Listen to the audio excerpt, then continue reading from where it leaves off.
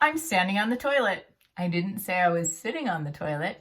I am a pharmacist and a mother, and I'm here to show you behind the scenes of my medicine cabinet, to show you an easy way and an inexpensive way to organize your medicine so that you don't get stuff stuck behind the shelves, and it's really simple and easy when you can get what you need when you need it.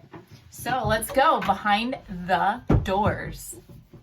Okay, so what do you see? Right here, you see a whole bunch of shelves with baskets. So I have baskets. Basket for Band-Aids and Neosporin. Basket for allergies. In here I've got all that I need to help a kid with a sniffy nose, whether it's for allergies or for a cold. I label it so anyone in the family can see what it is. I can say, hey, go get that, and they can go and get it. All right, then right here, I have the thermometer, and I love this. It's an otoscope that I can check my kid's ear. I don't have to go to the doctor if they don't really have an infection. Over here on this side is cough medicine. So anything from inhalers to cough syrup, all that, it's in there.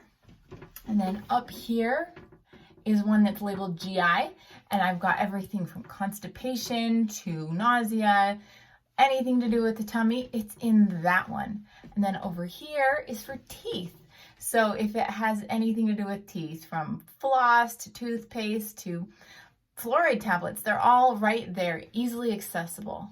Then down on the bottom shelf, I'm gonna climb down, and right here I've got toilet paper, and it's down low so that my toddler can't reach it. Well, my toddler can't reach what's up here. And then I've got my makeup, and over here are my prescriptions and vitamins that I take. And so finally, I have Nutrinize Zone. This is for people who are taking prednisone. You might have had to take it, or you might know someone who does.